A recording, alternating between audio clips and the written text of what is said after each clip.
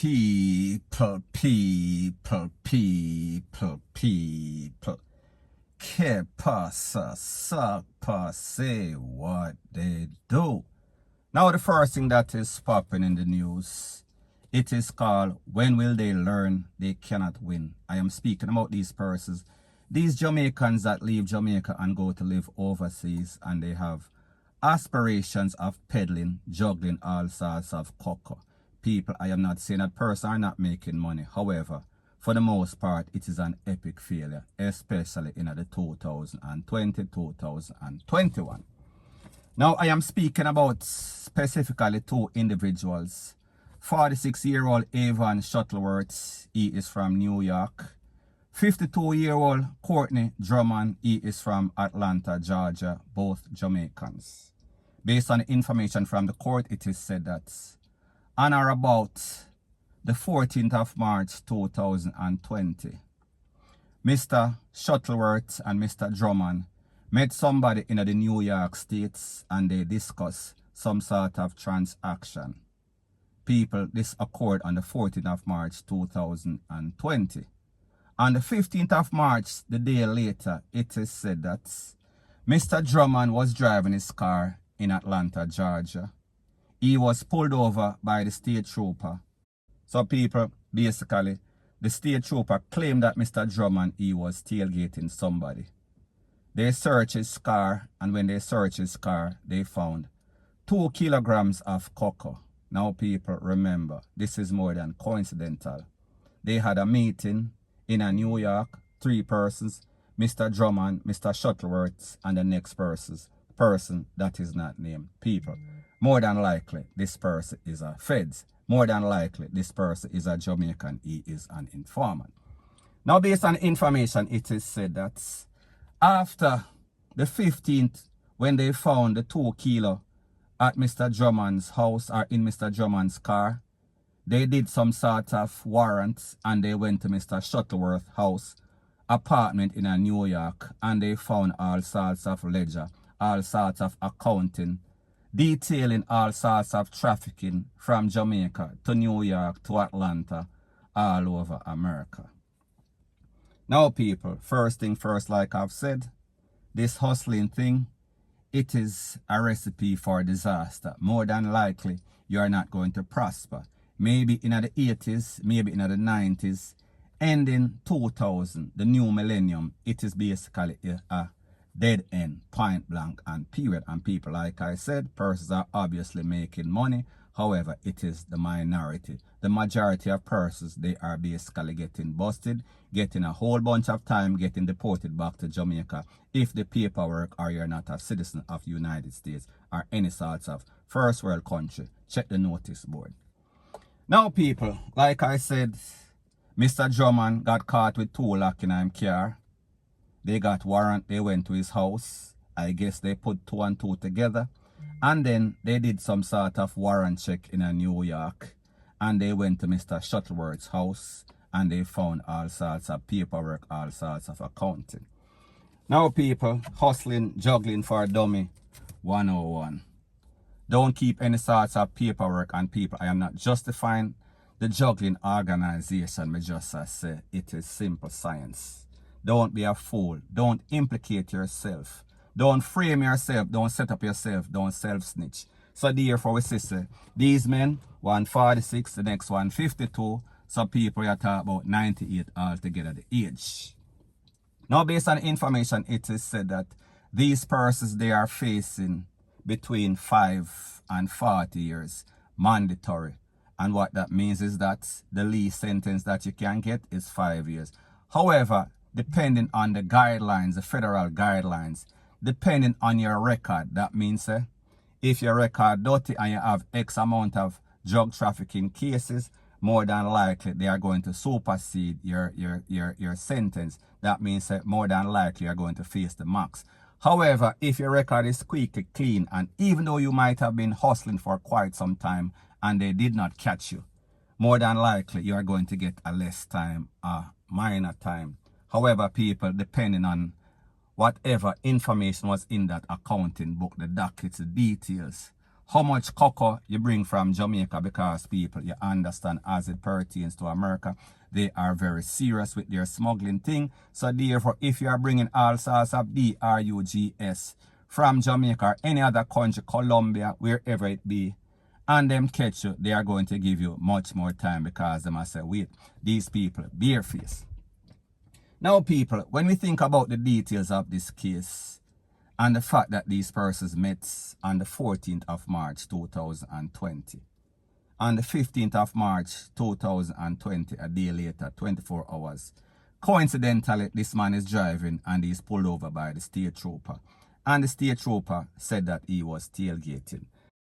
Now people, the point that I am trying to make is that this is more than coincidental. It seems as if that third person, which I think is also a Jamaican, is either a snitch, is either a federal agent.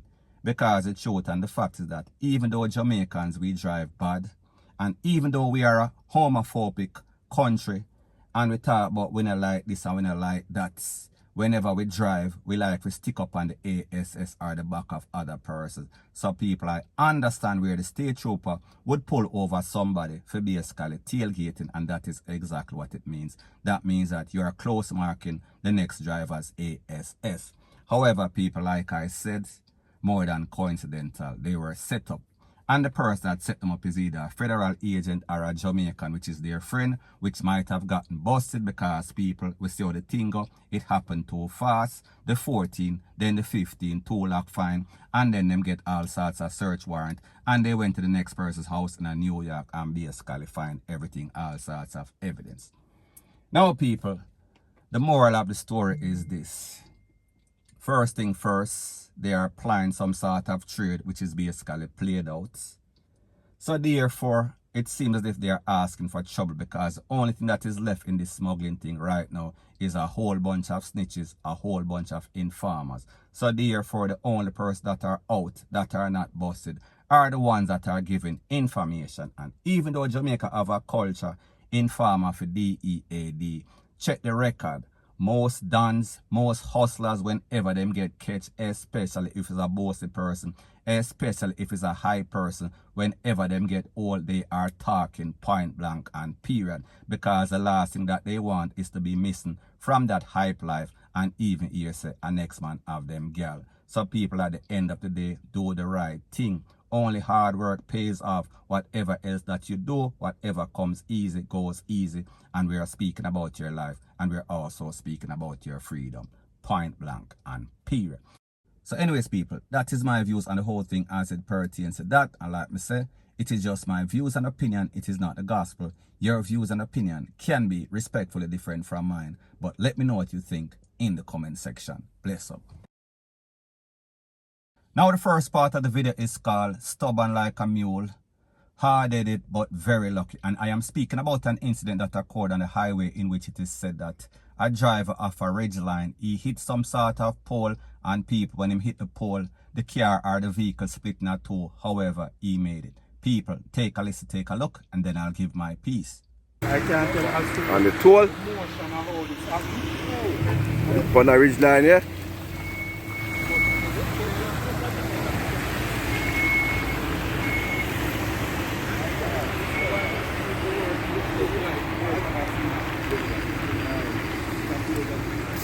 Yo, them lucky, eh? Eh? Yeah, what, the airbag? Airbag fly. Yeah, man.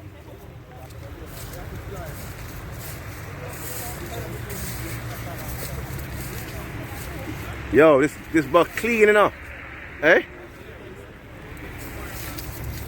This is a clean chop, you know. Sorry, darling.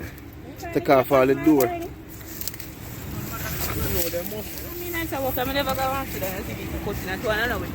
Eh? Vehicle perfectly cutting too. Cleaning too.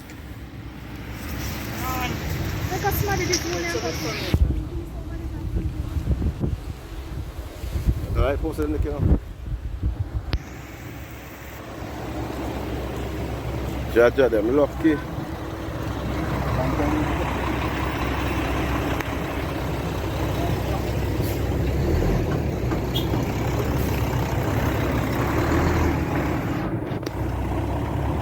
Now people, based on the video, this is what happens when a speeding object hits an immovable object, as in the pole, which was not located conveniently in the road. It is on the side of the road. However, whatever this driver was doing, he lost control and he hit in that said pole. And people, more than likely, we can come to the logical conclusion that speeding was the motivational factor. Speeding was the reason why this person split the car. Me I talk about the cabin splitting at two. The front seat, meaning the driver's seat and the passenger seat. And then the back seat, then basically split off with the cargo area of this ridgeline. And people, you saw exactly what happens. Now people, as somebody that drives around Jamaica on a regular basis, I have witnessed these things over and over, and I've spoken about them over and over. However, people, there's a very disturbing mindset as it pertains to Jamaican. They like to show and prove. They like to press pedal to the metal, and people in most cases scenario, the FUCKERS, they really cannot drive. However, because of hype and adrenaline, always want to reach somewhere early. However, they always leaving wherever they are leaving from very late. So people, it is a solution, or it is a recipe for disaster. And people, in this case, we say that is exactly what happens. However, people, we say these people, them hard-headed, them not gonna learn, and people like them say, who can't hear, they are going to feel. However, in this case, these persons, based on the information that I got, these persons actually survived. I think that they were the driver and the passenger in the front seat. However, we can only think that if there was anybody in the back seat, the second seat, they would not have been alive. They would have been flung out, or fling out, whatever you want to call it, point blank and period. So anyways, people, that is my views on the whole thing as it pertains to that. And like me say, it is just my views and opinion. It is not the gospel. Your views and opinion can be respectfully different from mine. But let me know what you think in the comment section. Bless up.